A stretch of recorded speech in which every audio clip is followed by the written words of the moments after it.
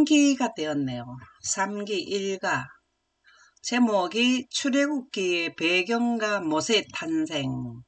이번 기에는 이 출애굽에 대한 내용이 나오나 봐요.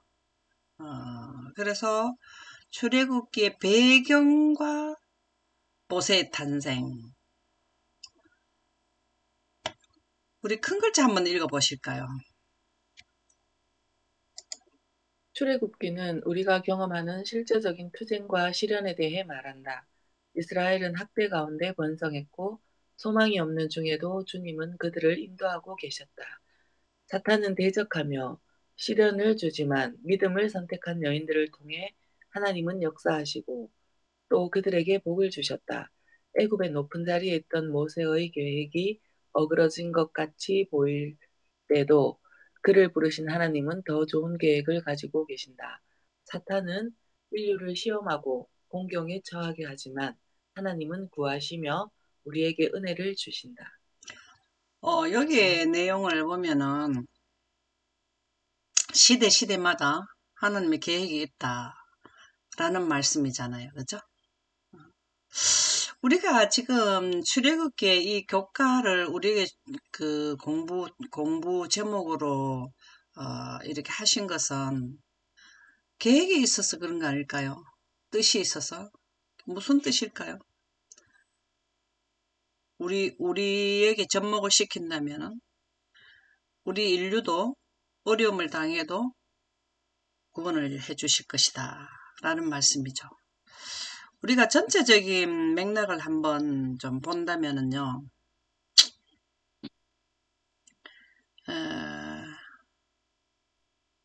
화면을 한번 좀 바꿔볼게요. 서론을 좀 우리가 이 말씀은 항상 교훈이 있잖아요. 교훈. 그 교훈이 뭐를 주는 교훈인지 우리가 전체적으로 한번 살펴보고 그렇게 해서 들어가도록 하겠습니다. 여기에 보면은 출애굽기, 출애굽. 지금 애굽의 배경이고 모세의 탄생이지만 전체적인 것을 한번 보겠습니다. 열세 안식일 동안 우리에게 주는 우리가 이 3기 두 번째, 세 번째 이거는 아직까지 우리가 살펴보지 않았지만 이 전체적으로 우리가 교훈을 받으려면 시대마다 현재 기별이 있던가요? 시대마다 네. 현재 기별. 네. 예. 그게 첫 번째 멸망 때의 현재 기별은 뭐였습니까? 첫째 멸망 때 현재 기별. 당시에 들어가. 홍수. 예, 홍수. 산자의 심판이었습니까? 네. 예. 현재 기별은요, 지금 현재 나타날 거를 현재 기별이라 한다, 이 말이고, 현대 기별은, 지금 우리가 현대 기별은 세 천사 기별이죠? 첫째 천사 기별, 둘째 천사 기별이 포함되는 건데, 이때 당시에 애굽에서 몇 년을 살았던가요? 이분들이, 유대인들이, 400년. 이스라엘 백성들이 몇 년을 살았던가요? 400년. 네. 그만큼 살았는데 지금은 그 시초를 오늘은 공부하는 거지만 배경을 공부하는 거지만 결과적으로 본다면 400년 동안 살다가 이제 출애굽을 하잖아요. 출애굽을 하는 거하고 우리 지구는 6천년 살다가 출지구하는 거하고 같은 맥락으로 한번 생각을 해보자 이 말이에요. 우리가 애굽에 내렸던 열재앙이 마지막 시대 셋째 재앙 때 셋째 나팔 불 때 현재 기별 전할 때죠. 이때도 재앙이 내릴 때 현재 기별이에요. 그들이 현재 기별이었거든요. 그랬을 때 우리하고 굉장히 유사하거든요. 근데 모세가 이스라엘을 구원하는 구세주로 나타났단 말이죠. 예수님도 셋째 천사 기별 전하는 기간에는 출지구를 하기 위해서 예수님이 나타나시잖아요. 그죠? 이러한 부분들이 우리가 지금 출애굽기를 공부하는 데 있어서 전체적으로 교훈을 받는 것은 현재기별이다라는 거고, 출애굽을 할 때는 현재기별이고, 그 다음에 애굽에서 나와서 역사할 때, 나오기 때, 역사할 때 열지양 내린 것도 하나님의 능력으로는 모세가 뭘 받아가지고, 모세가 뭘 받았을까요? 지금으로 말하면 뭘 받았을까요, 모세가? 늦은 비 성령. 예, 이런데 성령 받아. 이때는, 자, 우리는 늦은 비가 속하고, 제자들은, 12제자들 이른 비에 속하고, 그때는 그냥 성령 받았다. 맞아요. 성령이 들어가면 되는 거예요. 성령을 받았다라고 보면 되거든요. 그래서 특별하게 그때 당시에는 아들들을 그 뭡니까? 아들 놓는 거를 굉장히 저거 했죠. 사람들이 아들을 놓으면은 누가 나올 것인가? 예수님이 아닌가? 이 시대를 구원할 사람이 아닌가? 막 이렇게 굉장히 기대를 많이 했다라는 말씀이 나오지 않나요? 네. 그래서 여기에 보면은 사단은 인류를 시험하고 공경에 처하게 하지만 하나님은 구원하시며 우리에게 은혜를 주신다. 이 출애굽할 때의 계획은, 그러니까 하나님이 하신 일은 놀라운 일이었지 않나요? 진짜 놀라운 일이었잖아요.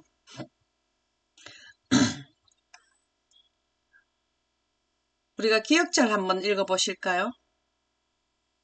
이스라엘 자손은 고된 노동으로 말미암아 탄식하며 부르짖으니 그 고된 노동으로 말미암아 부르짖는 소리가 하나님께 상달된지라. 하나님이 그들의 고통 소리를 들으시고 하나님이 아브라함과 이삭과 야곱에게 세운 그의 언약을 기억하사 하나님이 이스라엘 자손을 돌보셨고 하나님이 그들을 기억하셨더라. 아멘. 여기에서 우리가 공부를 내용에 이어보면 고된 노동으로 말미암아 부르짖는 소리가 왜 고된 노동을 이렇게 시켰을까요? 원인이 뭘까요? 고된 노동을 시키게끔 된 것이 뭘까요? 종이기 때문에. 예, 맞아요. 종이기 때문에. 근데 이 고된 노동을 시킬 때 굉장히 하나님을 기억하라. 굉장히 심할 때 출애굽을 시켰잖아요. 그전에는 노동을 시켜도 이렇게까지 고된 노동은 아니었거든요. 근데 왜 그렇게 됐을까? 그 바로가 이스라엘 백성이 많이 이렇게 번창하니까 그게 위협을 받아가지고 아멘입니다. 아멘입니다. 그래서 고된 노동을 시켰다. 그러면 우리가 지금 현재 우리 지금 현재 기별로 본다면 현재 기별은 무조건 셋째 천사 기별, 그 다음에 120년 동안 노아 방주 땐 120년 동안 그때 당시 현재 기별이거든요. 그래 이렇게 현재 기별에 우리에게 하는 우리로 연결을 시킨다면 고된 노동을 우리에게로 연결시키면 어떤 내용이 나올까요? 셋째 천사 기별 당시에 고된 노동이 연결된다고 봐야 되거든요. 법령이 내리는 거. 아멘입니다. 늦은 비를 받아가지고 셋째 천사들이 외치니까 굉장히 번성해버렸어. 많은 사람들이 하나님의 영광도 모르고 예수님이 오시는 오시는 시기가 아니고 오시기 전 사건의 전개를 전혀 모르고 있던 사람들은 자꾸 알려주고 자기가 6천년 동안 애써서 가려난 거를 드러내는 자가 나와버린 거예요. 하나님의 영광이 온 세상에 전파되고 이러다 보니까 고된 노동이라는 게 압박을 가하는 거잖아요. 뭘로? 일요일 휴업령을 내려서 안 지키는 자는 죽이겠다. 그렇게 하지만 하나님이 이스라엘 자손을 돌보셨고 뭘 기억해서 하나님이 아브라함과 이삭과 야곱에게 세운 그의 언약을 기억하사. 참 이 말씀이 좋지 않나요? 기억하사. 우리가 이제 그거를 좀 놓고 보면 좋겠어요. 그 뭡니까? 만나 성경. 오늘은 안 폈지만 이해하기 좋지만 기억하사가 굉장히 뜻이 깊은 의미가 있을 것 같아요. 그의 언약을 기억하사. 이 아브라함과 이삭과 야곱에게 세운 언약이 원래는 아담에게 세웠잖아요. 그죠? 그 후손이잖아요. 이게 아브라함과 이삭과 야곱에게 세운 언약이 여러분과 저에게 세운 언약이잖아요. 이게 실제적인 우리하고 관계되는 언약이잖아요. 그죠? 너무 좋지 않나요? 그걸 기억해서 모세를 일으켜서 뭘 했습니까? 그들의 종되었던 데서 해방을 시켜준다. 좋습니다. 하나님께서 먼저 당신을 신뢰하는 이들을 구원하기 위해 움직이신다. 감사하죠. 우리는 단지 그분이 우리에게 주시는 것을 믿음으로 받아들이기만 하면 된다. 이게 바로 뭘까요? 믿음으로 말미암은 의죠. 그쵸? 자, 출애굽을 할 당시에도 먼저 예언이 되어 있었나요? 애굽에서 네. 나오는 것도 다 예언이 되어 있었나요? 네. 누구에게 이 예언을 줬습니까? 모세. 아브라함에게 벌써 400년 뭐 이런 말씀이 그 나온 게 있죠. 이 예언은요, 절대로요, 그 미리 경고하지 않고 예언을 성취하진 않았어요. 정확하게 예언의 그 아브라함에게 준 예언대로 뭐가 나왔나 하면 그대로 출애굽을 하게 되었다는 거죠. 우리가 지금 현재 6천년에 예수님이 오시기 전에 셋째 천사 기별이 항상 현재 기별로서 그 시대의 모든 임무가 끝나거든요. 출애굽을 하고 나면은 이스라엘 백성들이 유대 땅, 애굽 땅에서 그 역사가 끝난단 말이죠. 그들을 이끌어내서 이제 가나안으로 데리고 와서 전 지구에 있는 모든 백성들에게 그들을 통해서 복음이 나가도록 하나님께서는 그 백성을 영광 보존자 아브라함의 후손을 쭉 통해서 항상 모든 지역에 지구에 있는 모든 지역에 복음이 나가게 하기 위해서 그렇게 그들을 딱 손에 잡고 계시는 거예요. 그래서 우리에게 주시는 그때 당시에는 400년이 그들에게는 뭐였습니까? 희망의 시간이었죠. 그런데 또 다니엘서의 그 이스라엘 백성들이 바벨론에서 그 먹고 해방되는 것도 오레스와 그 아닥사스 왕의 그 칙령에 의해서 해방되는 그 기점이 바로 뭡니까? 그들에게는 모든 그 해방되는 거, 종에서 해방되는 시점이잖아요. 바벨론이 포로가 되어갔는데 뭐가 좋겠습니까? 근데 우리도 포로가 돼 있어. 어디에 포로가 돼 있습니까? 누구한테 포로가 돼 잡혀가 있습니까? 지구라는 거대한 성의 포로가 돼 있어요. 누구의 포로? 사단의 포로가 돼 있는 거예요. 사단의 포로가 되면은 꼼짝을 못해. 지구에서 발을 들어서 공중에 들지를 못해요. 원래 아담은 창조되었을 때 우주를 그냥 하나님 보좌도 그냥 쓱쓱쓱쓱 다녔거든요. 근데 우리가 포로가 되었는데 6천년의 대구속의 경륜을 통해서 이제 포로에서 진정된 자유를 누리게 되는 것이 이렇게 되는 것을 믿는 것이 믿음으로 말미암는 의의 기별 아닙니까? 그렇죠? 그래서 우리가 출애굽기를 공부해야 하는 이유는 바로 이 책이 예수께서 우리 모두를 위해 행하신 구원을 가리키기 때문이다. 맞습니다. 우리는 애굽 나라에 지금 현재 살고 있는 사람이 아니고 예수님이 오시기 전에 구원을 실질적으로 인류를 구원시키는 시점에 와 있기 때문에 출애굽기의 구속, 해방, 우리는 지구에서 구속되어 있는 것이 해방 그리고 궁극적인 구원에 대한 것으로 연결을 해서 우리가 보면은 하나님께서 이렇게 역사하시는구나. 출애굽에서 출애굽을 할 때에 그냥 나온 게 아니고 절대로 안 내보내주거든요. 10재앙을 내렸기 때문에 나왔잖아요. 왜 우리 인류도 7재앙을 내려야만 이제 사단이 손을 드는 거예요. 손을 들어. 예수 그리스도와 그분이 우리를 위해 예배해 주신 것을 믿음으로 말미암아 받아들일 때 이 모든 것이 우리 것이 된다. 비록 혼란과 어둠 가운데 있지만 우리의 눈이 하나님께 고정되어 있다면 이게 중요하죠. 우리가 가다가 고정되어 있다가 우리의 눈이 하나님께 고정된다는 영광이 고정되어 있다면 이 말이잖아요.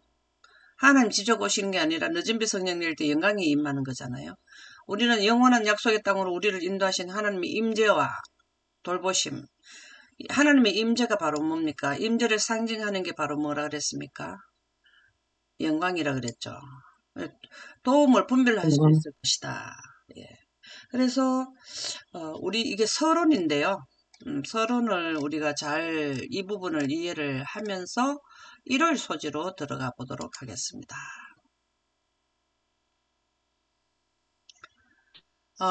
애굽에 있는 하나님의 백성 이 제목으로 보면은 우리는 항상 적용을 모든 두 번의 교훈은 셋째 천사 기별에 초점을 맞췄다. 그렇게 생각을 하시면 돼요. 이때까지 사건이 그렇지 않던가요? 그죠? 그러면은 우리는 지금 영적 애굽에 있어. 영적 애굽 나라에 있다. 이 말씀은 전 지구가 바로 뭡니까? 통치권이 누구에게 있다고? 사단이 통치권을 아담에게서 뺏어버린 거거든요. 강제로. 예. 그래서 지금 현재 애굽에서는 바로가 통치했는데 이 바로의 말이라는 의미의 뜻이 바로 뭐냐면은 파오르라는 애굽에서 유래되었으며 애굽왕의 칭호가 바로 바로인데요. 이 왕한테만 칭호를 주는 것이 아니고 궁전을 의미한다. 그렇게 나와요. 이게 바로 이러면은 애굽의 궁전까지 포함된다라는 말씀이 되겠는데요. 궁전 이러면은 그때 당시의 궁전은 바로의 궁전이지만 지금의 가장 지구에서 큰 궁전이 크게 우리가 규모로 보는 게 아니라 권력으로 본다면 가장 큰 궁전이 어딜까요? 백악관? 네, 백악관. 예. 그런 의미를 가진답니다. 바로 이러면은 우리가 트럼프 이러면은 백악관하고 직결이잖아요. 어디서 통치를 하냐면은 백악관에서 하잖아요. 그쵸? 그렇게 생각을 해라라는 말씀이 나오네요. 그 큰 글자를 한번 읽어보실까요? 소수에 불과했던 이스라엘은 애굽에서 번성하여 온 땅에 가득하게 되었다. 이들에게 노동이 강요되었으며 상황은 절망적이지만 하나님이 그들과 함께 하신다. 아멘. 애굽에 들어갈 때에 이스라엘의 자녀들이 가족들이 몇 명이라 그랬습니까? 8명, 야곱의 자녀 70, 예? 들어갔을 때 12 아들 가족들이 모두 몇 명이라 그랬어요? 70명이라고 나오지 않던가요? 그죠? 70. 그게 소수예요. 애굽 나라 사람들에 비하면 소수였어요. 그런데 이스라엘은 애굽에서 번성하여 온 땅에 가득하게 되었다. 자, 이 말씀을 셋째 천사 기별하고 연결을 시키면 어떻게 될까요? 하나님의 늦은 비 성령 백성은 받, 에? 늦은 비 성령 아, 받고 아, 그때 제자들이 침례받을 때 엄청 막 몇천 명씩 침례받았듯이 네. 성령 받고 그 이방인들이 많이 들어오고 이럴 때를 말. 아멘입니다. 아멘입니다. 이게 무슨 말인가 하면은 우리가 초창기 셋째 천사 기별 초창기 멤버는 불과 소수에 불과하단 말이 영감의 말씀에 놔둔가요?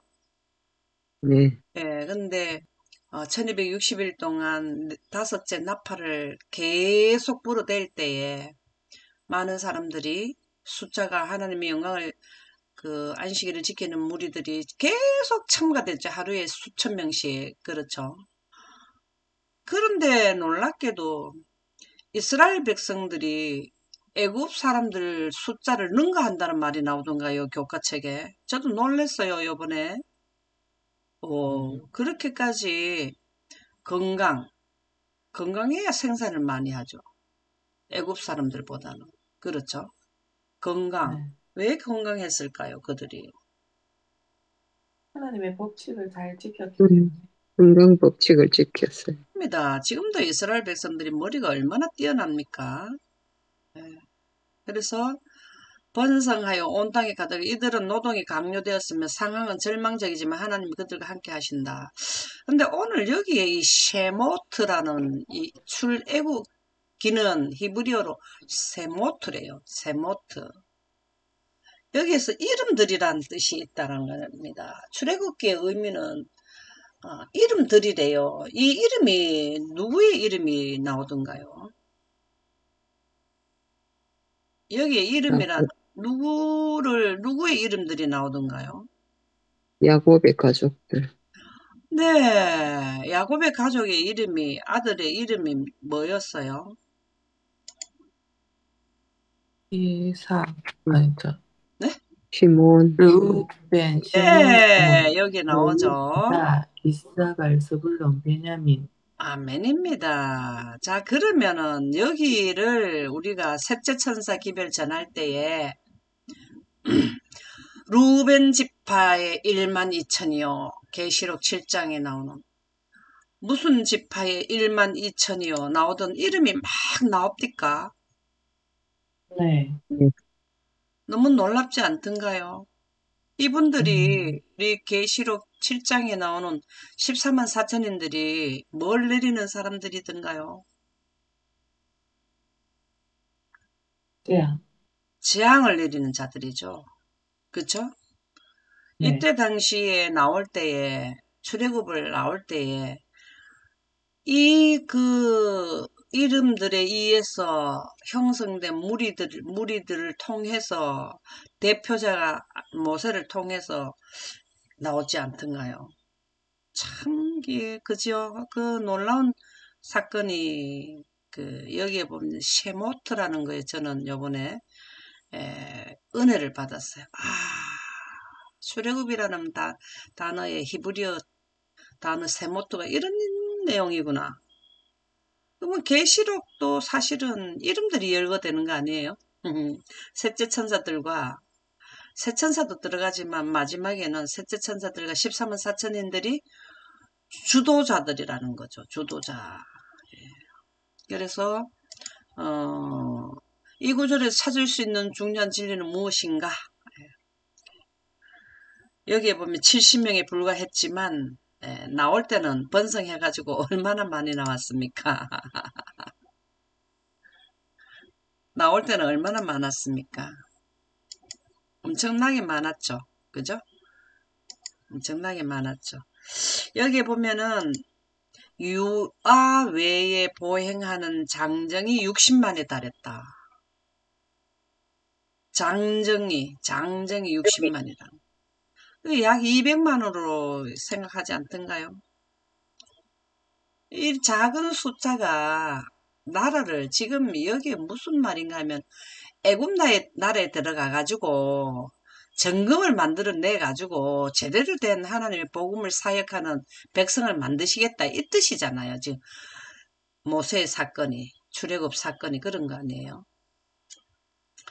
이 사람들이 유대인들이 말을 잘 들었으면 그대로 갔으면 돼. 번성해가지고. 근데 야곱이 에서하고 야곱이 두 명이었는데 에서는 되는 게 아니잖아요. 에서는 사단을 대표하는 인물이라고 나오잖아요. 사단 측을 얘기하는 거고 야곱은 하나님의 백성을 대표하는 상징한다 이렇게 나오죠. 그래서 이 야곱을 통해서 뭘 복음을 전하겠다. 하나님의 복음을 전하겠다라는 거죠. 지금으로 말하면 새천사 기별을 전하겠다. 그래서 성경에 기록된 모든 선지자격에 들어가는 분들은 다 영생하는 원칙, 우주 통치권을 이해하고 구속의 대경륜을 이해한 자들이다. 그 말이죠. 출애굽 당시 이스라엘 백성들의 상황은 어떠했는가? 여기 내용은 뭐냐면 요셉을 알지 못하는 세왕이 일어나가지고 그 백성들이 우리보다 더 강하고 많고 강하니까 두려워가지고 그 무거운 짐을 감독들에게 무거움을 지게 해가지고 국고성인 비돈과 람셋을 건축하도록 아주 노동을 강하게 시켰다. 그렇게 나오죠.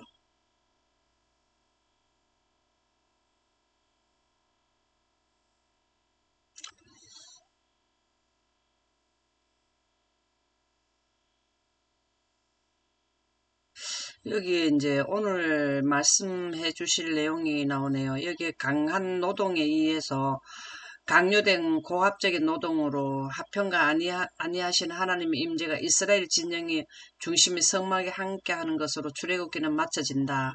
이렇게 극단적으로 대조되는 시작과 끝 사이에 하나님의 승리가 나타난다. 하나님의 그 영광으로 인해서 노예 상태에서 해방시키고, 노예 상태에서 해방시키는 거는 하나님 능력이 개입되지 않으면 이들은 대대로 거기서 노예 생활을 할 수밖에 없고, 우리도 지구가 지금 인류가 그 노예에서 해방되려는 하나님의 영광이 재림 때 임하지 않으면은 우리는 해방될 수가 없어요.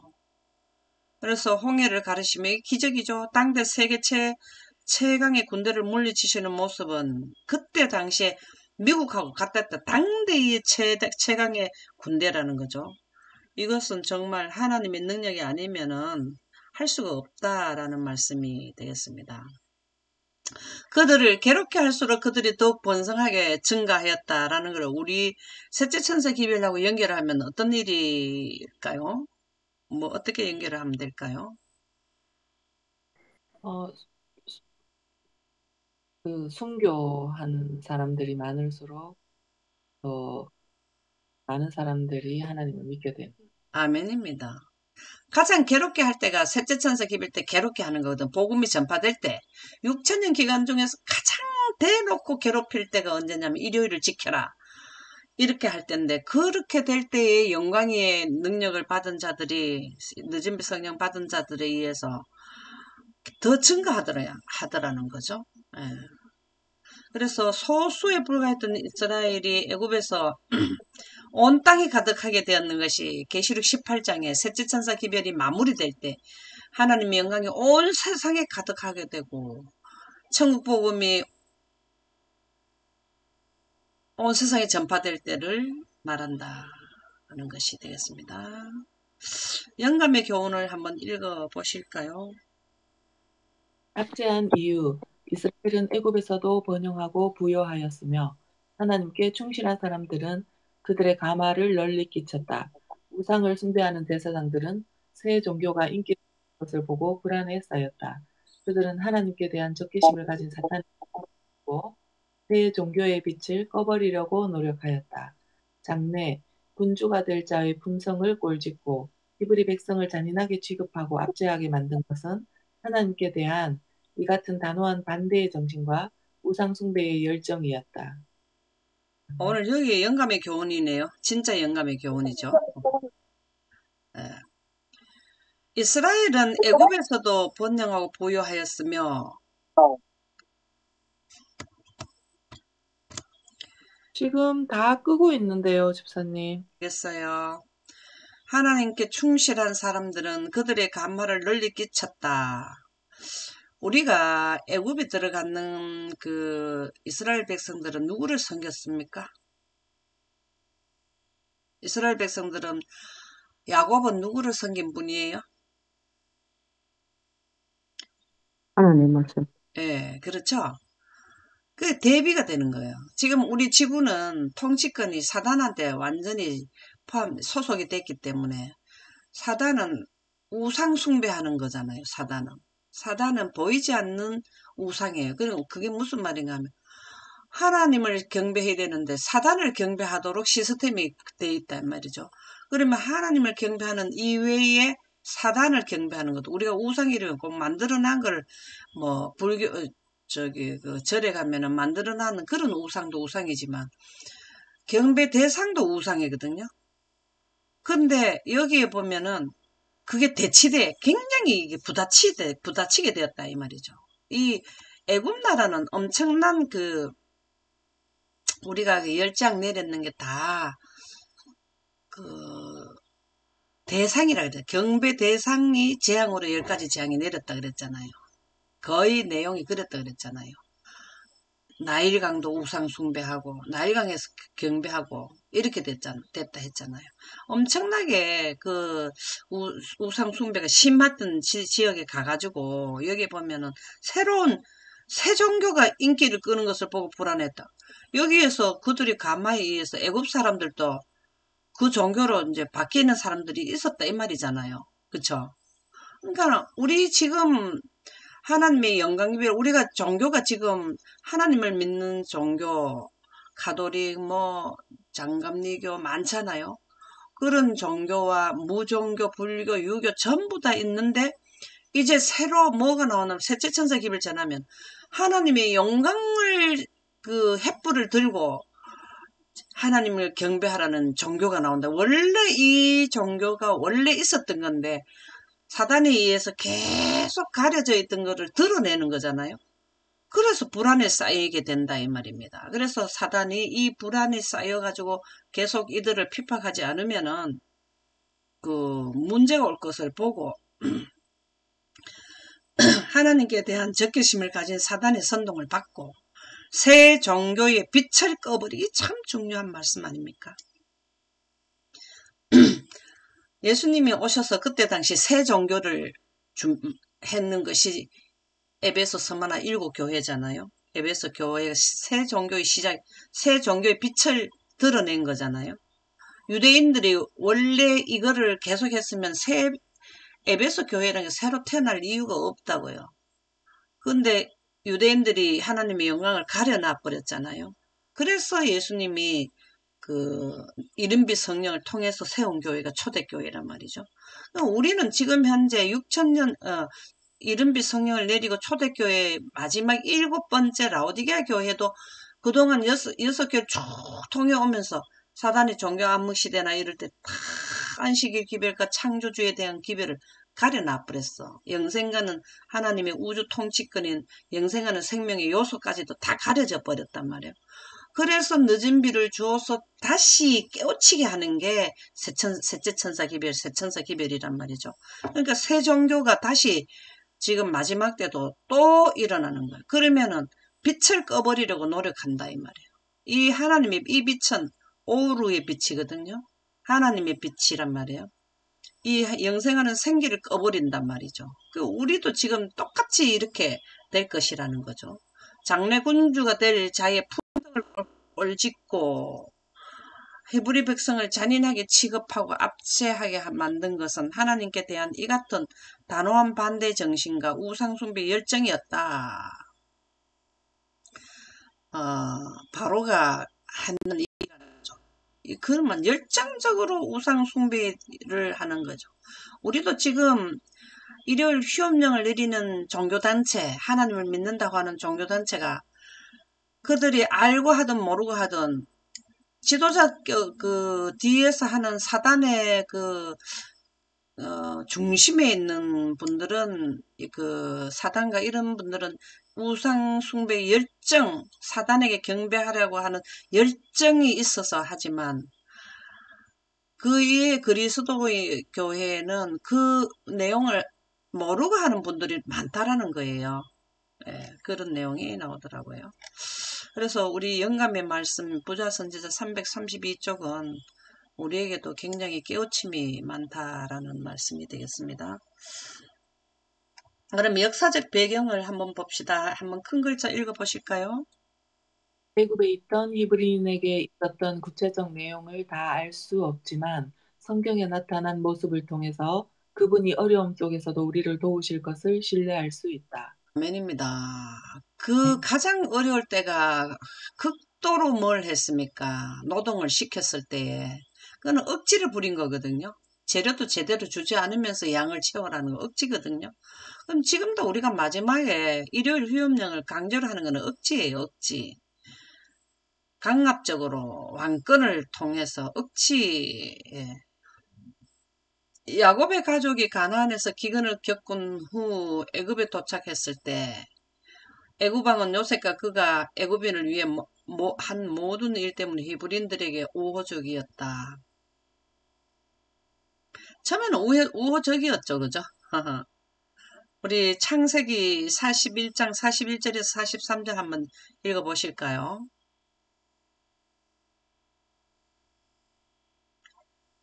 눌러주세요. 아, 네. 바로가 또 요셉에게 이르되 내가 너를 애굽 온 땅의 총리가 되게 하노라 하고 자기의 인장 반지를 빼어 요셉의 손에 끼우고 그에게 세마포 옷을 입히고 금사슬에 목에 걸고 자기에게 있는 복음수레에 그를 태우매 우리가 그의 앞에서 소리 지르기를 엎드리라 하더라. 바로가 그에게 애굽 전국을 총리로 다스리게 하였더라. 우리가 과거 역사를 본다면 진정된 하나님을 믿는 백성, 하나님의 영원한 복음을 가진 자들은 정치를 해야 되더라고. 그래야만 온 백성에게 하나님의 그 복음을 전파하는 아주 좋은 계기가 되더라 이 말이에요.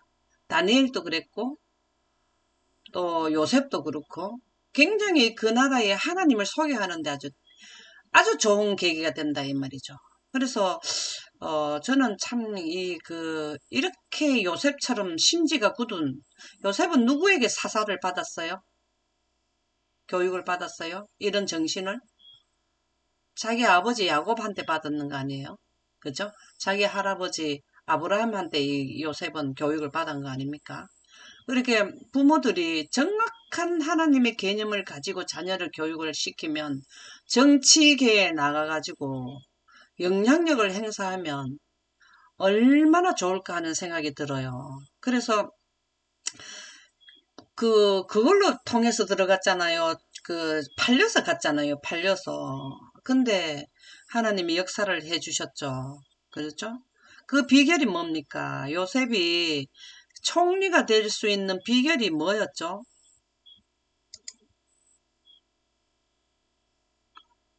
총리가 되게끔 된 계기가 있었지 않나요? 환란을 통해서 그래 됐죠. 그렇죠? 요셉이 네, 환란을 받았지 않아요? 아주 극심한 네, 환란을 받았지 않나요? 네, 자기 그 주인의 뭡니까? 아내가 그를 괴롭혔잖아요. 그래서 거절했을 때에 그 억울함을 쓰고 감옥에 갔잖아요. 그죠? 예, 감옥에 가가지고 꿈을 갖다가 뭐 했습니까? 그죠? 그걸 해석을 하나님께서 해줘가지고 총리가 되는 계기가 주어졌잖아요. 근데 우리가 이 마지막 시대에도 그 감옥에도 가고 뭐 굉장히 어려움을 당할지라도 하나님께서 그를 뭐 요셉을 그 높이 세운 것처럼 셋째 천사들도 어려움을 당하지만 도와주신다는 거죠. 여기에 배경을 보면은 쭉 보면은 배경이 여기 나오는데 요셉을 알지 못하는 세왕은 아흐모세 아흐모세였다. 그 다음에 이스라엘 백성을 두려워하고 압제했던 통치자는 아멘호텝 1세였다는 거죠. 압제했는 사람이 아멘호텝 1세라는 거예요. 그 무슨 자기네 성을 세우라 한 것이. 이후에 투투모세 1세는 히브리 남자 아기를 모두 죽이라고 칙령을 내렸다. 그의 딸 핫셉수트, 모세의 그 양 어머니가 합셉수트죠. 공주인데요. 합세수트와 얼마 동안 공동 통치를 했던 파라오 투투모세 3세가 출애굽 당시의 파라오였다. 출애굽 당시의 파라오였다면 이 사람은 그 물에 수장된 사람 아닙니까? 애굽 네, 그 출애굽을 할 때 뒤에 따라왔는 왕이 따라왔죠. 죽이려고 그런 것 같아요, 그죠? 맞습니다. 결과적으로 누가 승리를 한다. 바로 왕이 군사들하고 아주 정예 부대를 데리고 그 출애굽을 했는 백성들을 죽이려고 왔을 때 그들이 그 홍해 바다를 갈라가 나왔는데 그들이 들어왔을 때 거기 다 수장돼 버렸잖아요. 그죠? 거기에 역사에 보면은 홍해 바다 밑에 바로 왕의 그 수레, 바퀴 이런 것들이 나왔다 그러죠. 실제 상황이라는 거예요. 그래서 여기 보면은 출애굽은 기원전 1450년 3월에 있었다. 정말 이 상세하게 나오네요. 출애굽은. 모세는 지금으로부터 약 3500년 전의 분이잖아요. 그죠? 네, 그 내용이 되겠습니다.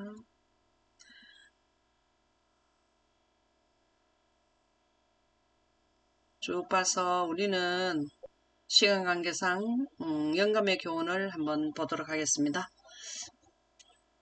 영감의 교훈 한번 읽어보실까요? 학대를 허락하신 이유, 사건들을 처리하는 것은 하나님의 섭리에 속한다. 하나님께서는 힘있게 나타나는 당신의 능력을 감히 저항하지 않을 더 인자한 왕을 보좌에 앉힐 수도 있으셨으나 그렇게 했을 경우에는 여호와의 목적이 이루어지지 않았을 것이다. 하나님께서 당신의 백성에게 애굽인들의 포악하고 잔인한 행위를 경험하도록 허락하신 것은 그들로 하여금 우상 숭배의 부패한 가마에 속임을 당하지 않게 하시기 위함이었다.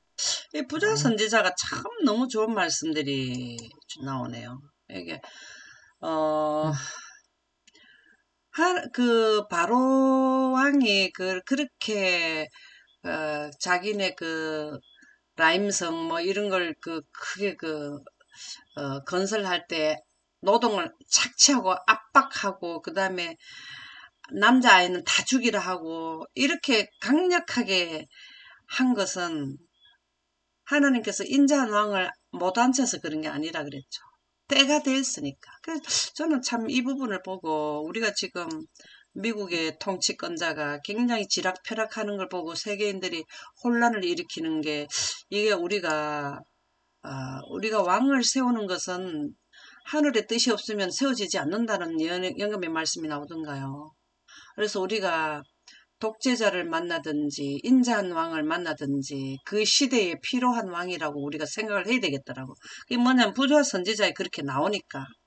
그래서 여기에 이렇게 했을 때에 가장 지금 현재 셋째 천사 기별에서 가장 그 악독하게 사단이 모든 걸 동원해서 다 할 때 하나님의 역사가 강력하게 나타나더라는 거죠. 이때도 마찬가지고 마지막 때도 그렇다는 거예요. 그래서 하나님께서 당신의 백성들에게 애굽인들이 포악하고 잔인한 행위를 경험하도록 허락하신 것은 우리가 지금 일요일 휴업령을 경험하게 하는 것은 그들로 하여금 우상 숭배에 부패한 셋째 천사 기별을 전할 때는 뭐가 가장 드러날 때입니까? 우상 숭배에 대한 내용들이 나타난데 어떤 현상이 나타난다 그랬습니까? 강신술. 아멘입니다. 아멘입니다. 강신술이 그냥 전 세계적으로 귀신이 사람의 모습으로 나타나가지고 자기들의 이론을 맞다고 주장하는 가장 부패한 시기가 바로 우상 숭배의 사상인 강신술이 그냥 전 세계적으로 어느 부분만 나타나는 게 아니라 그랬거든요. 그렇게 나타나가지고 일요일을 경배하도록 계속 유도하는 거예요. 그래서 그들로 하여금 우상숭배 부패한 감마에 속임을 당하지 않게 하시기 위해서 이런 압제. 사람들이요, 우리도 지금 살아가면서 어려움을 당해야 하나님을 부르짖더라고. 주로 보면은 가장 어려운 게 뭐냐면 환자 아플 때 하나님 이렇게 하거든요. 근데 이스라엘 백성들도 조용하게 있을 때는 자꾸 하나님께 돌아서더라는 거예요. 그래서 어디로 갔다 쏙 연하나면 우상 숭배가 가장 심하게 하는 애굽 나라에다 쏙 연하단 말이죠. 우리가 지금 현재 압제를 당해야 뭘 하냐면 하나님을 많이 찾는다라는 거. 자, 여기 큰 글자 한번 읽어볼까요? 이름을 밝히지 않은 다로와 달리 두 산파의 이름이 기록된 것은 그들이 이 땅의 통치자의 명령보다 하나님을 더 존중했기에 크게 높임을 받은 것이다. 참 아멘. 일개의 산파의 이름을 그냥 바로는 바로가 이름이 전체적인 왕을 바로 왕을 할 때 뭐 바로 이렇게 해서 하지만 실질적으로 그 안에 이름은 다 틀리더라 아닙니까? 그 사람들은 명칭이 분명히 안 드러났는데도 이 두 산파의 이름이 실질적으로 성경에 기록이 됐죠. 그죠? 그 왜 그랬을까요? 왜 우리에게 주는 교훈이 뭘까요? 이분들은 누구를 두려워했어요? 이 산파는 누구를 두려워했어요? 하나님. 하나님을 두려워하며 그에게 영광을 돌리라 하는 그 직무를 맡은 이분들이 누구냐면 하나님의 영광 기별을 이해한 자들이라고. 그래서 뭘 했나 하면은 죽이라 그랬잖아요. 아들은 죽이라 그랬잖아요. 근데 가보니까 건강해가 산모 건강하면 가기 전에 한번 다 태어났더라고 이렇게 얘기를 해버리잖아요. 그죠? 아 진짜 여기에 보면은 음, 산파의 이름이 뭐라고 나오던가요? 십부라와 부하라는 나와 이름이 딱 나왔죠. 자, 이 사람들은 그 시대에 하나님을 믿는 대표 인물이지요. 이름이 기록되는 거 보면은. 그죠? 물론 다른 사람들도 있죠. 근데 대표 인물이잖아요. 셋째 천사 기별은 이 시대의 대표 인물들이 됩니까? 네. 셋째 천사들이라고 해서 우리가 영광을 이해하는 사람들이 거기에 포함되는 단체명이잖아요. 셋째 천사라는 거는. 14만 4천인도 단체명이잖아요. 그죠? 네. 우리가 부하와 십부라처럼 명칭이 어디에 기록되나 하면은 이 부하와 십부라도 새 예루살렘의 그 생명책에 기록이 될 것이 아닙니까? 네. 우리가 여기에 십부라와 부하처럼 14만 셋째 천사들까지만 가더라 해도 14만 4천까지 가면은 더 좋고 우리는 하나님의 나라에 그 이름이 기록될 자들이다라는 것으로 어, 이 여러분들이 십부라와 부하는 이름이 왜 괜히 이름이 올랐을까요? 와 아기들이 이때 당시에 그 산모들이 애굽나라 산모들보다 더 많았단 말이에요. 그 사람들이 아기를 놓을 때마다 죽이라 했는데 안 죽이려고 하는 그 심정이 자기 목숨을 내놓고 하는 거거든요. 산모들이 이제 산파가 그렇지 않나요? 그 만일에 발각되면은 거짓이 드러나면 사형이 될 사람들 아닙니까? 아 그렇기 때문에 이 사람들은 이름이 기록될 만해요. 우리가 그 셋째 천사들이 목숨 내놓고 사실을 해야 되는 거거든요. 셋째 천사 기별 다전하고 13만 4천인에 포함되고 나면은 누구든지 다 죽는 사형령이 내리잖아요. 그 산파들은요, 진짜 목숨 내놓고 그 일을 하나님 쪽으로 일을 했다라는 것이죠. 여기 참 얼마나 악독하게 했나 하면은 사형의 목적은 히브리인을 복속시키고 모든 남자 후손을 몰살시키고 어린아이 남자를 다 죽이라 한 것은 여성은 이집트 국가에 동화시키는 것이다. 이렇게 하여 바로는 히브리인들이 자기 나라에 가하는 위협을 끝내고자 했다. 이 말씀이 무엇일까요? 왜 셋째 천사 기별들을 전하는 자들 그렇게 핍박을 할까요? 똑같아요. 예. 히브리인들이 자기 나라에 가하는 위협이 뭡니까? 숫자도 많아지고 또 하나님의 능력이 행사되니까 불안하잖아요. 우리 셋째 천사 기별 전한 자들 왜 그렇게 핍박을 할까요? 자기의 입지가 이제 문제가 오기 때문에 그러는 거 아닙니까? 사단의 입지가. 사단은 예언을 많이 연구하기 때문에 자기의 시간이 얼마 남지 않는 걸 이해한다 그랬거든요. 영감의 교훈 한번 읽어보겠습니다. 산파들이 왕의 명령에 불복종함. 음, 산파들은 각 히브리 사람의 어린아이들을 죽이려 하지 않고 음. 저희 왕의 명령에 복종하지 않았으므로 여호와께서 그들을 번영하게 하셨다. 애굽 왕은 자기의 명령이 집행되지 않는다는 것을 알자 진노하였다. 왕은 더욱 넓은 범위에 걸쳐 긴급 명령을 내렸다. 그는 자기의 모든 백성들에게 주의 깊이 살펴보라고 당부하면서 남자가 나거든 너희는 그를 하수에 던지고 여자여든 살리라고 말하였다. 야, 이렇게 이리 말하자면 사형 선고가 내리는 거잖아요. 누구에게 금방 태어난 남자 아기. 그렇죠? 이게 남자를 대표하는 게 누구였어요? 예수님이죠. 예수님의 후손이 바로 뭡니까? 그 여자의 남은 자손이 되는 이 셋째 천사들은 진정된 예수님의 제자들이잖아요. 그쵸? 그 죽이려고 한다 이 말이에요. 참 진짜 요 보니까 무서운 일을 이제 했네요. 그래서 우리하고 출애굽 당시의 사건하고는 유사하다고 보면 되겠습니다. 드디어 이제 이스라엘 백성들의 압제에서 해방시키기로 하나님께서 지도자를 세우는 모세가 태어나다. 한번 보도록 하겠습니다. 자, 읽어보세요. 아기가 태어난 그처럼 끔찍한 상황에도 하나님은 조상들에게 하신 언약을 이루실 것이었다. 하나님은 이 특별한 아이를 사용하여 약속된 땅을 주실 것이다. 우리가 모세는 이 시대에 누구를 대표로 보면 되겠습니까? 애굽 나라의 종되었던 자들을 이끌어 나오는 마지막 현대기별의 주자잖아요.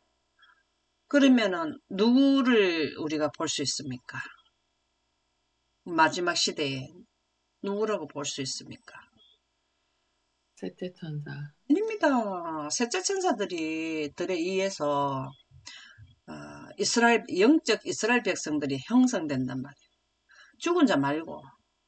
죽은 자들은 이미 하나님의 백성, 영적 이스라엘 백성들이 그들이 죽는 즉시 그들의 결정이 졌고 하나님의 말씀에 입각해서 죽은 자들은 그렇게 됐고 여기에서는 산자들을 의미합니다. 산자.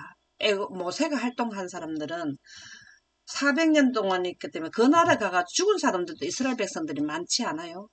그 사람들을 데리고 오는 게 아니잖아요. 데리고 나온 분은 그 요셉의 뭡니까? 마지막 나올 때 요셉의 해골은 가지고 나왔다. 그리고 그런 말씀은 있지만 산자에 대해 해당되는 것은 셋째 천사 기별이에요. 셋째 천사들을 영적 하나님의 백성으로 이끄는 자들이 늦은 빛 받은 셋째 천사들이라는 겁니다. 여기에 보면은 이제 여기 출애굽기 2장 1절에서 10절에는 모세가 이제 너무 잘생겼더래요. 근데 갈대 상자에다 역청과 나무 진을 쳐서 아기를 거기 담아 나일강에 뒀죠. 모세의 이름의 뜻이 뭐라 그랬습니까? 못에서 건졌다. 어디서 건졌다고? 못에서. 네, 물에서 건졌다 그랬죠? 네. 역청을 발랐다 그랬죠? 네. 이 내용이 바로 뭐냐면은 1차 멸망 때 방주하고 연결된대요. 노아 방주에 역청으로 했나요? 네. 네. 그때 노아가 노아 방주를 지어서 하나님을 믿는 백성들을 구원시켰잖아요. 그죠? 그때 동물들이 없었으면은 다 멸종돼서 이 지구에 동물도 못 보게 된단 말이에요. 그랬는데 모세가 그 시대에 이스라엘 백성들의 지도자가 된다라는 게 바로 그 전에 있었던 두 번의 교훈 중에서 노아가 했는 거하고 연결해서 보면은 전부 다 그 시대마다 그 시대의 하나님의 야곱이 이스라엘로 간 거는 뭐 기근 때문에 간 거지만 불 같은 시련을 당해야 정금 같은 정금이 나오지 않는가요? 그렇죠?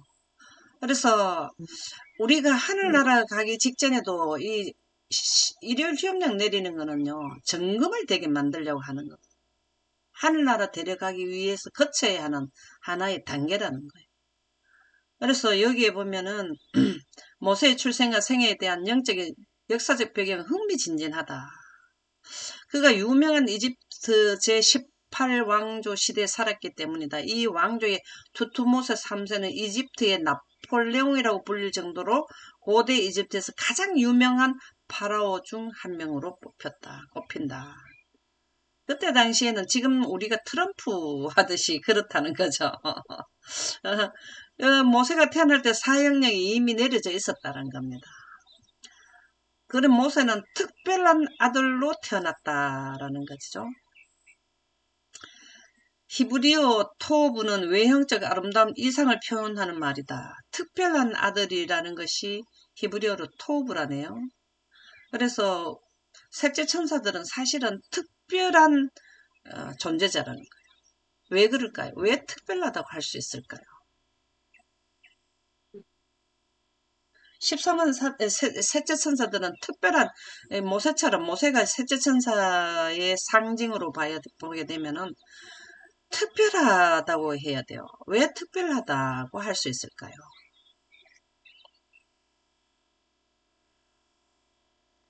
하나님의 능력을 받았기 때문에 그렇거든요. 모세가 자기 어머니의 교육을 받고 자랐기 때문에 왕이 되지 않고 이스라엘 백성을 지도하는 자로 나타나게 되었잖아요. 그죠? 그래서 이 특별한 외형은 어디에 표현하냐면 하나님께서 창조하시기에 보기에 좋았더라 하는 그러한 특별한 것은 하나님께서 지구를 창조하시고 첫째 날, 둘째 날, 셋째 날 이게 계속 보기에 좋았더라 하는 것은 아담이 선악과를 먹기 전 환경인 하나님의 영광이 나타난 지역이었잖아요. 지금 우리가 꽃이 좋다 해도 상하거나 새하거나 시들어요. 제가 나팔꽃을 좋아해서 계속 보지만 하루는 피었다. 하루가 그의 일생이에요. 하루살이에요. 그런 거 보면 슬픈 것도 들어가요. 근데 영광이 들어가야 특별하다라는 것입니다. 그래서 새로 탄생한 피조물 이 특별한 아이는 하나님의 계획에 따라 히브리인들의 속박에서 벗어나갈 사람. 지금 현재 우리 인류도 뭘 하나 하면은 14만 4천 인류를 14만 셋째 천사들이 이해해서 뭘 해야 되나? 정의 부대가 나와야 되잖아요. 그래서 늘 말씀하시는 게 하나님은 아브라함의 하나님, 이삭의 하나님, 야곱의 하나님 이렇게 말씀을 하시더란 말이죠.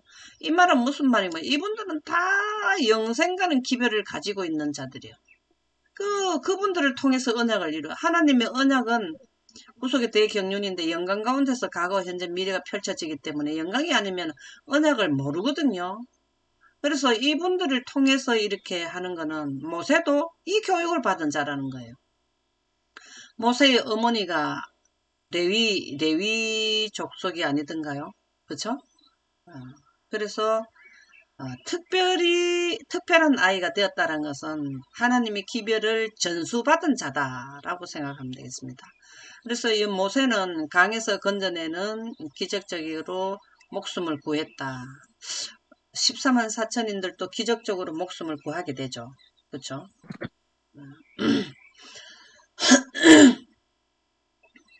모세는 초기 12년 동안 자신의 가족과 함께 했다. 이게 굉장히 중요한 거예요. 이게 뭘 전수받았던 겁니까? 어머니의 무릎에서 이스라엘의 구원과 아브라함에게 400년 후에 430년입니까? 후에 출애굽을 하겠다는 그런 내용, 그 다음에 영생하는 원리 이런 것들을 우리가 애굽 나라에서 해방된다는 그 하나만 가지고 모세가 그렇게 큰 집념으로 살아왔을까요? 120년을? 그분도 모세도 인류의 역사를 넘어서 영생의 상까지 이해된 자기 때문에 그 일을 했다라는 겁니다. 모세가 죽기 직전에 예수님께서 하늘나라에 들어가는 것을 보여주셨잖아요. 그죠?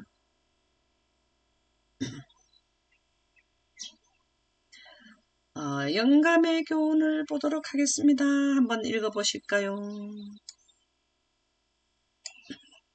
모세의 교육. 모세는 바로의 궁정에서 최고의 시민적 군사적 훈련을 받았다. 국왕은 양 아들을 후계자로 삼기로 결심했고 청년은 그의 높은 지위를 위하여 교육받았다.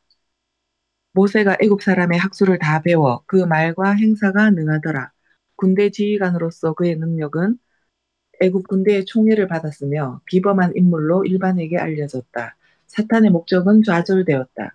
히브리인의 자녀들을 죽이라는 그 명령을 하나님은 미래의 지도자를 훈련하고 교육하는 일에 활용하셨다. 참. 이 내용을 보면은 환란을 주는 게 하나도 거기 허지로 돌아가는 그 환란이 없다라는 거네요. 그쵸? 이게 큰 인물을 만드실 때는 언제든지 그분들한테 큰 환란이 주어지는 것을 볼 수 있어요. 요셉도 큰 총리가 될 때에는 큰 환란을 그에게 시험을 거치고 나서 큰 일을 하는데 그 하나님께서 쓰시더라고. 그러면 셋째 천사들은 어떤가요? 셋째 천사들도 어려움을 당해야만 큰 일을 행하는 거. 무슨 큰 일을? 하나님의 복음을 전파하는데 큰 일을 한다는 거죠. 그래서 여기에 보면은 모세는 궁정에서 받을 거는 다 받아서 왜 앞으로 미래 왕으로 생각하고 훈련을 시켰거든요. 그랬는데 그 모든 받은 학술, 그 시대의 학술, 그 다음에 문무를 겸했다 이 말이죠. 그 모세는. 그렇게 자격까지 다 갖췄는데 왜 이분은 그거를 박차게 되었을까? 물론 계기가 있지만 그 모세가 그 애굽 사람을 죽이게 된 동기가 바로 뭘까요? 동기가 하나님의 영광이 특심해서 그렇게 됐거든요. 하나님의 복음에 꽉 차 있었기 때문에 그렇게 된 일이 일어나고 그 원인 제공은 그렇다는 거예요. 하나님은 살인을 하는 걸 원치는 안 하지만 그거는 사람의 마음이 문무를 겸비해 놔놓으니까 그렇게 된 거지만 원래 그렇게 되게 한 동기부여는 하나님의 백성에 충실하는 그게 너무 심해하고 난 거잖아요. 그렇죠? 근데 우리가 그 셋째 천사들이 그 모세가 애굽 사람을 죽였는 그러한 현상이 셋째 천사들한테도 나타나나요? 나타나나요? 네. 무엇으로 하든가요? 모세가 한 것처럼 하는 게 어떤 현상이 그렇게 되는 건가요? 무기로. 예, 맞습니다. 늦은 비 바다는 무기로 바다가 뭐 3분의 1이 피가 되게 하고 그게 바로 그런 거죠. 그죠? 참나. 그래서 하나님은 영광이 없는 자는 살아있는 자는 죽은 자라고 생각하시기 때문에 우리가 이해가 좀 가죠. 변경된 계획자, 뭐가 변경이 됐을까요? 한번 읽어보세요. 모세는 결정의 순간에 거짓 신이 되는 대신 참 하나님을 믿기로 선택했다. 당시 어떤 일이 있을지 몰랐지만 하나님은 그를 위한 계획을 이루고 계셨다. 아멘. 지금 셋째 천사 기별 전할 때는요. 거짓 신을 섬기느냐 참신을 섬기느냐 그 경배 대상이 대두되는 게 바로 셋째 천사 기별 기간입니다. 창조주를 경배하느냐 이 땅의 신인 사단의 신을 경배하느냐 이거거든요. 그거를 결정짓는 거는 영광과 영혼불멸설 이 두 부분이에요. 그래서 애굽 나라도 영혼불멸설에 그 애굽에서 애굽 나라가 뭘 만들었어요? 피라미드 피라미드. 그게 다 바로 영혼불멸설의 결정체거든요. 소크라테스 이런 사람들이 다 거기에서 영향력을 받아가지고 그런 그 영혼불멸설 주장했고 단테의 신곡이라든가 쭉 흐름으로써 그게 내려와가지고 천주교회까지 뭐가 내려왔습니까? 영혼불멸설이 내려와 삼위일체가 들어온 거 아닙니까? 이게 쭉 보면은요 굉장히 이게 뭐냐면은 거짓 신을 섬기냐 참신을 섬기냐 이게 굉장히 중요한 거죠. 그래서 여기에 내용이 뭐라고 이제 이 출애굽기 21장은 이제 도망하는 거네요. 예. 도망하는 거네요. 자, 미디안 강야로 도망하는 내용이 되겠습니다. 이분이 물론 이제 죽을까봐도 도망을 했지만 살인을 안 했으면 도망갈 일도 없었잖아요. 그쵸? 그래서 모세는 미디안에 가가지고 얼마 동안을 살았습니까? 40년. 예. 그 기간은 헛된 시간이었을까요?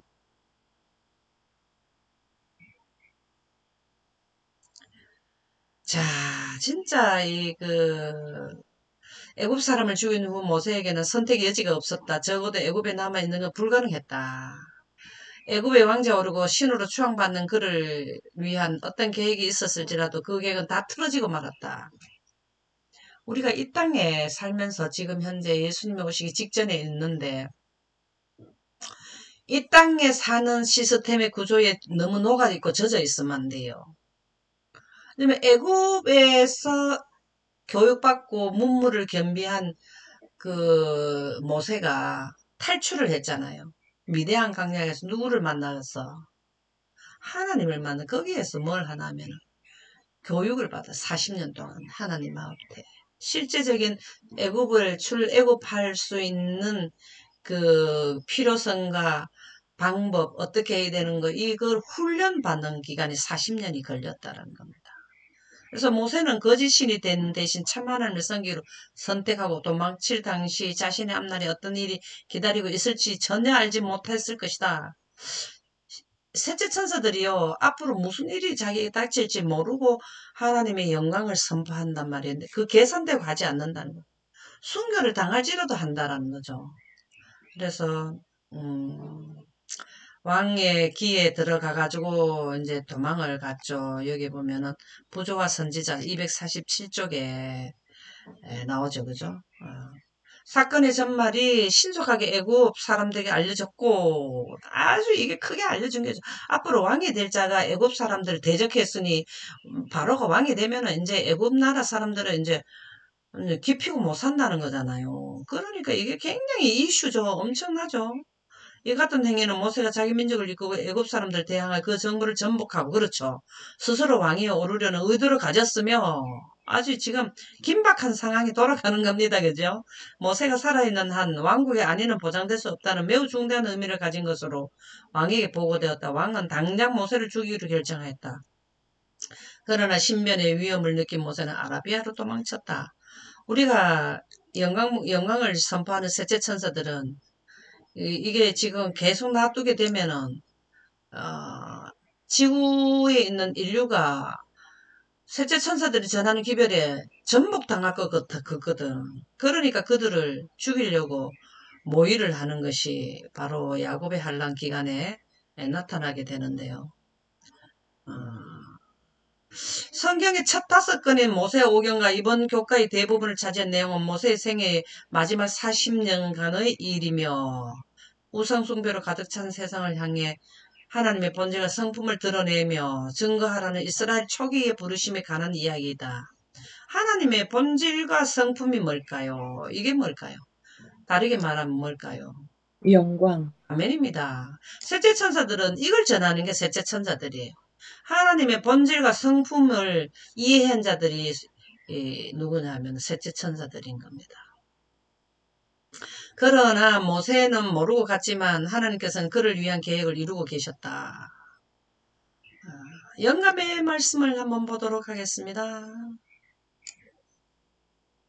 하나님께 도전했던 바로 모세가 애굽에서 도망한 후 40년 동안 우상 숭배는 승리한 것처럼 보였다. 해마다 이스라엘 사람들의 희망의 불빛은 희미해져 갔다. 왕과 그의 백성들 모두 그들의 권세를 크게 기뻐하고 이스라엘의 하나님을 조롱하였다. 이러한 정신은 모세와 대결했던 바로에 이르러 최고조에 달했다. 바로가 하나님의 명령을 반대한 것은 처음부터 끝까지 무지의 결과가 아니라 그분에 대한 증오와 도전의 결과였다. 야, 이 내용이 참 좋네요. 바로가 하나님의 처음에 야곱 가족들이 갔을 때 굉장히 한대했잖아요. 요셉을 총리까지 세웠잖아요. 그죠? 우대 왕이, 그지요? 근데 이 바로가 벨사살 왕이 느부갓네살 왕에게 행했던 그 이제 하나님의 그 백성의 영향력을 모르고 한 게 아니라 했잖아요. 바로도 하나님에 대한 그 하나님의 명령을 몰란 게 아니라는 거죠. 하나님에 대한 계획을 영 몰랐는 게 아니라는 거죠. 처음부터 끝까지 무지의 결과가 아니라는 거, 몰란 거는 아니라는 거예요. 셋째 천사 기별을 전할 때에도 하도 셋째 천사들이 3년 반 동안 외치기 때문에 모든 국가의 왕과 미국의 왕이, 대통령이 모르는 게 아니라는 거예요. 그리고 또 이스라엘 하나님의 백성이 아닌 사단의 백성에 소속된 자들도 못 들은 게 아니라는 거죠. 이게 참 중요하더라고요. 그분에 대한 증오와 도전의 결과였다. 도전을 해보는 거예요. 이게 누구의 정신이냐면 사단의 정신이에요. 자꾸 도전을 했어. 셋째 하늘에서도 도전을 했어요. 근데 40년간 애굽에서 미디안에 가 있을 때 막 자기네들이 이제 승리를 한 거야. 이제 우상 숭배가 번성했잖아요. 아주 번창해 나갔는데 모세가 뭘 했습니까? 이스라엘을 애굽을 출애굽을 시켰을 때 열장을 내려가지고 마지막 말하자면 애굽 나라를 그냥 쉽게 얘기하면 박살을 낸 거 아닙니까? 장자들 다 죽게 하고 너무 이게 그 나라가 존립하는데 문제가 생기도록 바로 왕이 홍해 바다 건널 때와 그 안에서 몰살 당해버리죠. 지도자 자체가 왕만 왔겠습니까? 그 통치하는 관할하는 중요한 사람들도 왔지 않아요? 아주 기분만 나누고 왔을 거 아니에요. 군사들 아주 정예부대 군사까지 와서 와서 몰살 당해버렸잖아요. 이게 마지막 셋째 천사들의 기별을 듣지 않은 자들의 그 마지막 시대에도 이게 그렇게 된다라는 겁니다. 이 지구 자체가 존립을 못하게 되잖아요. 마지막 때가 되면은. 14만 4천년들의 일곱째 재앙이 선포되고 나면은 인류 자체가 없어져 버리잖아요. 자, 우리 금요일 소지 한번 읽어봅시다. 어떤 역사적 기록은 마지막 날 사건을 이해하는 데 도움이 되지만 모든 세부 사항을 꿰어 맞추어 예언적 억측을 만들어서는 안 된다. 요나의 기록은 창조주 경배와 마지막 때 우리에게 주어진 사명을 알려준다. 요나의 예언은 조건적 예언이지만 어떤 예언은 인간의 반응과 관계없이 성취된다. 예언 속 나라들은 세워지고 무너지지만 하나님의 예언과 통치의 뜻은 각 시대를 통하여 이루어진다. 기름 부음 받은 종 고레스의 행적과 예루살렘을 회복하게 한 일은 장차 있을 하나님의 나라의 회복을 말한다. 아멘입니다. 지금 기름 부음 받은 지금 이때 내용이나 이스라엘 회복의 내용이나 출애굽 내용이나 다 마지막 때 우리 지구에 있는 역사적인 나라 아시리아나 모든 바벨론이나 메데페르시아 헬라 로마 열나라 이 모든 거는 섰다가 사라지고 섰다가 사라지는데 영원부터 태초부터 새말까지 이어져 가는 나라는 무너지지 않는 나라는 무슨 나라입니까? 하나님의 나라밖에 없지 않아요. 그죠? 그죠? 뜨인돌 예. 하나님의 나라밖에 없지 않아요. 그래서 모든 이 마지막 국가의 끝부분에 와서는 하나님의 나라로 세워진다라는 말씀이 되겠습니다. 그 나라마다 새로 세워지고 새로 지어지고 할 때 보면은 그 역사가 대부분 보면은 하나님을 믿는 백성들이 주관이 되내려오더라고. 아브라함도 그렇고, 그 다음에 바벨론의 그 주역, 그 시대에 하나님의 역할을 담당한 다니엘, 요셉, 쭉 보면은 그렇게 내려오더라고요. 근데 마지막 나라의 종교는 누가 짓냐면 예수님이 짓는다는 거죠. 영원의 나라를 이룩하는 것은.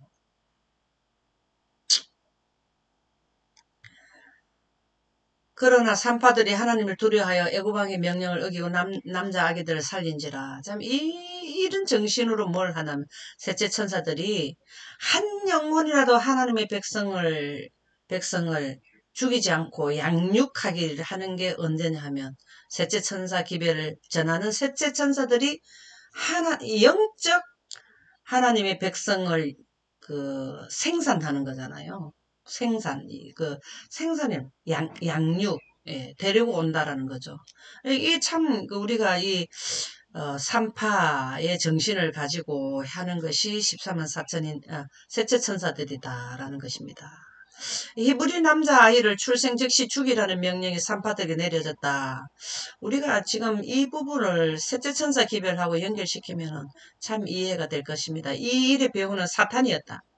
사탄은 이스라엘 백성 가운데 구원자가 나리라는 것을 알고 있었기에 왕을 선동하여 그들의 자녀들을 죽이게 하여 하나님의 계획을 무너뜨리려고 하였다. 지금 셋째 천사들은 뭘 하냐면은 하나님의 백성 영멸의 갈자를 영생으로 옮기는 자들이잖아요. 그게 바로 말하면은 영혼 구원이고 영생자들을 생산하는 걸 들어가잖아요. 그 주체는 예수님이지 하나님이지만 우리는 협력자잖아요. 그러나 산파들은 하나님을 경외하기 감히 그 잔인한 명령을 수행할 수 없었다. 이 정신이 이제 셋째 천사들의 정신이죠.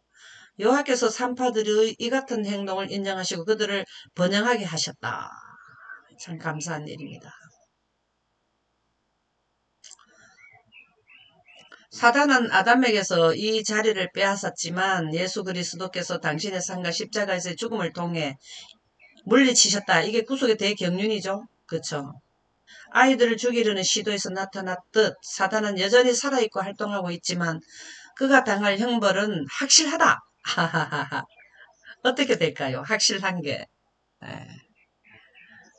예, 이게 새 살렘이 하강을 하고 죽은 자들과 사단과 그의 추종자들은 불과 유황못에 던져지는 내용이 계시록 20장 9절, 10절, 14절에 나오나요?